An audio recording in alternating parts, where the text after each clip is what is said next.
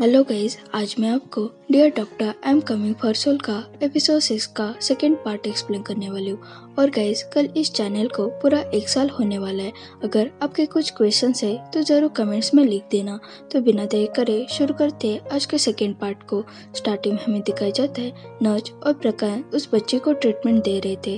प्रकाश कहते हैं बार बार सीजर करने से उस बच्चे की हालत खराब हो गई।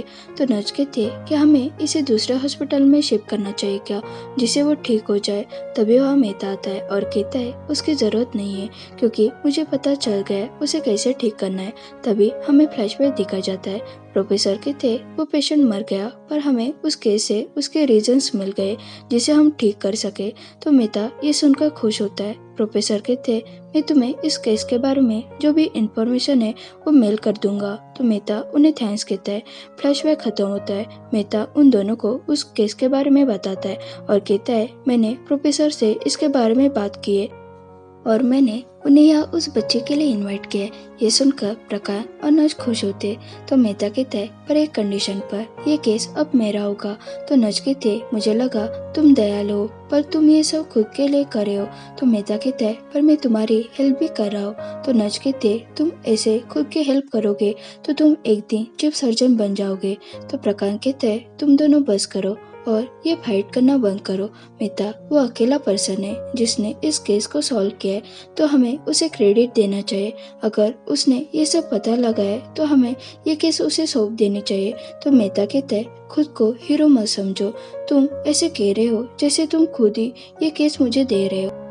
अगर ये केस सच में मेरी है तो मुझे चीफ सर्जन पोजीशन भी चाहिए।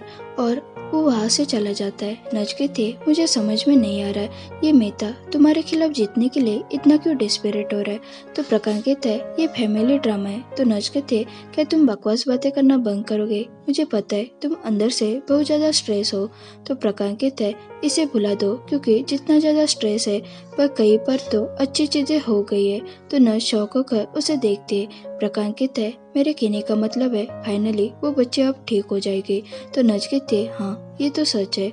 बाद में प्रकाश उस बच्चे के पास जाता है और बच्चे को बता देता है प्रोफेसर उसकी ट्रीटमेंट करने वाले हैं। तो बच्चे खुश होते हैं और बोलते हैं इसका मतलब मैं अपने घर जाकर मेरे रैबिट के साथ खेल सकती हूँ। तो प्रकाश कहते हैं हाँ वो जल्दी यहाँ आने वाले और तुमको ठीक करने वाले, तो तुम घर जाकर इन रैबिट के साथ खेल सकते हो।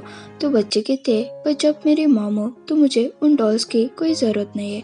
तो प्रकाश कहते हैं क्यों। तो बच्चे कहते हैं क्योंकि ये सारे रैबिट्स मेरे मॉम ने मेरे लिए और मेरे फ्रेंड्स के लिए बनाए और वो सारे रैबिट्स के नाम बताने लगते हैं। तो प्रकाश कहता है तो तुम इन रैबिट को हर रात अपने साथ लेकर सोती होगी।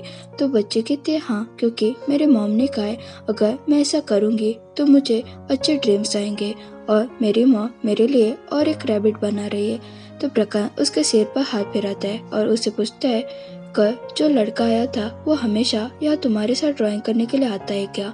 तो बच्चे कहते जब से तुम यहाँ आ रहे हो तब से वो यहाँ नहीं आया है।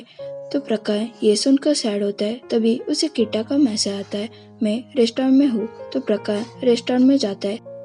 किटा कहता है यहाँ आने के लिए थैंक्स। तो प्रकाश कहता है तुम्हें थैंक्स कहने की जरूरत नहीं। अगर मैं यहाँ डिनर करने के लिए नहीं आता तो वैसे भी मुझे किसी और जगह जाना पड़ता, पर मुझे नज के लिए बुरा लग रहा है जो यहाँ का इतना अच्छा फूड नहीं खा पाएगी। तो चलो हम खाना स्टार्ट करते हैं। प्रकाश पिज्जा खाने लगता है पर किटा अपने फोन में देखकर उन लाइन्स की प्रैक्टिस कर रहा था कि कैसे प्रकाश को प्रपोज किया जाए। वो कुछ बोलने वाला था तभी प्रकाश बाहर देखता है। उसे लगता है वहां से भी गए तो जल्दी से बाहर आकर उस पर्सन का हाथ पकड़ता है और कहता है तुआ तुम भाग क्यों रहे हो, रुक जाओ। पर वो तुआ नहीं था, कोई और था। वो पर्सन कहता है आपने मेरा हाथ क्यों पकड़ा है। तो प्रकाश उसे सॉरी बोलता है। वो पर्सन वहां से चला जाता है। तभी वह किटा आता है और पूछता है क्या हुआ, तुम ऐसे दौड़ते हुए क्यों आए। तो प्रकाश कहता है कुछ नहीं, मैंने पहले से ही पिज्जा के पैसे पे किए और मेरा पेट भी भर गया तो अब मैं चलता हूँ। तो किटा कहता है थोड़ी देर रुक जाओ, मुझे तुम्हें कुछ बताना है। प्रकाश को नच की बातें याद आती है। वो किटा से कहता है, मुझे पता है तुम क्या बात करना चाहते हो, पर उसके पहले मुझे एक बात बताओ, क्या वो तुम हो जो मेरे डेस्क पर व्हाइट फ्लावर रखते हो? तो किटा कहता है, कौन से फ्लावर? तो प्रकाश खुद से कहता है, वो तुम नहीं हो। और उसे बोलता है, अगर फ्रैंकली कहूँ तो मुझे पता है तुम मुझे लाइक करते हो, पर मेरे दिल में तुम्हारे लिए वैसी फीलिंग्स नहीं है, तो तुम अपना टाइम मुझ पर वेस्ट मत करो। हमारे लिए यही बेटर है हम सिर्फ फ्रेंड्स रहे। और वो वहाँ से चला जाता है। किटा ये सुनकर पूरी तरह से टूट जाता है। प्रकाश तो आके घर आता है और डोर नॉक करके कहता है, वी तुम कब तक मुझे अवॉइड करते रहोगे? मुझे लगता था हम फ्रेंड्स हैं। और फिर से डोर नॉक करने लगता है और कहता है, मुझे पता है तुम अंदर हो, अगर तुम मुझ पर गुस्सा हो तो मुझे बताओ क्या हुआ है।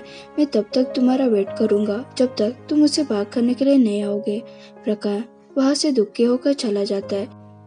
फिर मन में कहता है, इंसानों को हारना बिल्कुल पसंद नहीं है, पर जब उनको रियलाइज होगा कि वो ऐसी चीज को पाना चाहते हैं जो पहले से ही जा चुके हैं, पर वो उसे बचाने के लिए बहुत ट्राई करते।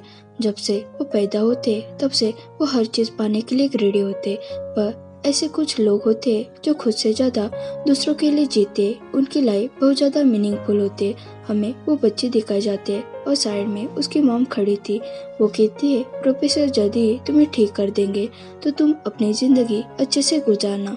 तभी वह न चाहते और उस बच्ची को कहते, प्रोफेसर आने वाले हैं, तो क्या तुम रेडी हो? तो बच्चे खुश होते। उसकी माँ उसे इतना खुश देखकर स्माइल करते। नच उस बच्चे को कहते, तुम्हारे पास कितने डॉल है? तो बच्चे की थी 6 और एक डॉल आने वाले जो मेरी माँ मेरे लिए बनाने वाली थी। उसकी माँ फी की तरफ देखते तो हमें पता चलता है उस बच्चे की माँ डॉल रेडी करके उसके लिए लेकर आ रही थी। तभी उसका एक्सीडेंट हो जाता है और वो वही मर जाते। तभी वह फी आता है और उस डॉल को उठाता है। उसके मॉम की वो आखिरी ख्वाहिश थी वो डॉल उसके बेटी को मिले। फिर वो डॉल उस बच्चे के पास रख देता है। तभी वह प्रकाश आता है और फी को उस बच्चे के पास देखकर उसे पूछता है, तुम उस पर्पल रैबिट के साथ यहाँ क्या कर रहे हो? पर फी की आंखों में आंसू थे। तभी वह न चाहते और प्रकाश को कहते, इस बच्चे की मॉम अब इस दुनिया में नहीं रही। ये सुनकर प्रकाश फी की तरफ देखता है, पर वह फी नहीं था। वो उस बच्ची को देखता है, उसे उसके लिए बुरा लगता है। बाद में वो दोनों स्टाफ रूम में थे। प्रकाश कहता है, ये सब सडनली कैसे हुआ? तो नच कहती है, तुम मुझे ऐसे पूछ रहे हो जैसे मैं डॉक्टर नहीं हूँ।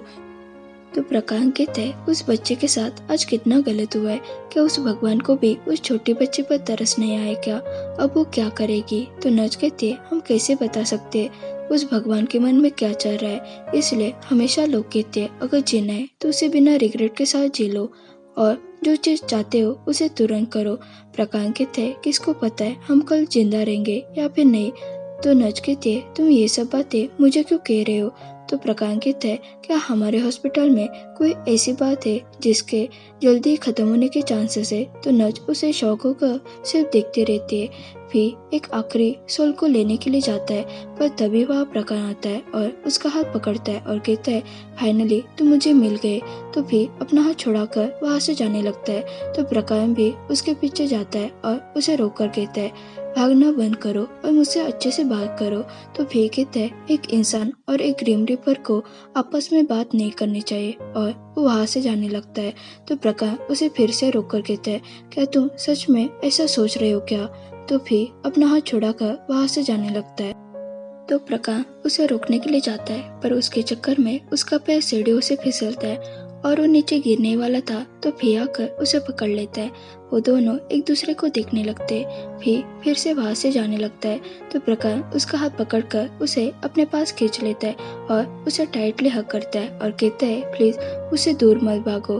बाद में वो दोनों टेरेस पर होते। प्रकाश कहता है, वो बच्चे ने मुझे कहा था तुम अपने लिटिल ब्रदर को मिलने के लिए आते हो, क्या सच में तुम्हारा छोटा ब्रदर है? तो फिर कहता है, हाँ एक है, पर अब वो नहीं है। तो प्रकाश कहता है, क्या वो मर गए है क्या? तो फिर कुछ नहीं कहता। तो प्रकाश कहता है, मैंने इसलिए ऐसे कहा क्योंकि ज्यादातर तुम्हारे आसपास मरे हुए लोग हैं। तो फिर कहता है, क्योंकि मैं एक ग्रीम रिपर हूँ और डेथ ही मेरा जॉब है। तो प्रकाश उसे सॉरी कहता है और बोलता है, मैंने उस दिन तुम्हें बहुत कुछ कहा, पर मुझे अब समझ में आ गया तुम इतने भी बुरे नहीं हो, ना ही हार्टलेस हो, तुम सिर्फ अपना जॉब कर रहे हो। तो प्लीज इंडियन मूवी में होता है वैसे गुस्सा होकर भागना बंद करो। तो भी कहता है मैं गुस्सा नहीं हूँ, पर मेरे होने से तुम्हारी वो हैप्पीनेस चली जाएगी, इसलिए मैंने सोचा हमें एक दूसरे को नहीं देखना चाहिए, क्योंकि मैं चाहता हूँ तुम हमेशा खुश रहो। तो प्रकाश कहता है पर अगर मैं तुम्हें नहीं देखूंगा तो मुझे खुशी मिलेगी ऐसा कुछ नहीं है, क्योंकि अगर मैं तुम्हें नहीं देखूंगा तो मैं डिस्ट्रैक्ट हो जाऊंगा। क्या प्लीज हम ये सब भुलाकर फिर से अच्छे से रहे क्या? तो फिर कहता है मैं तुम्हें अभी नहीं बता सकता, क्योंकि मुझे इसके बारे में सोचने का थोड़ा वक्त चाहिए। ओके गाइज, यहाँ हमारा एपिसोड 6 खत्म होता है।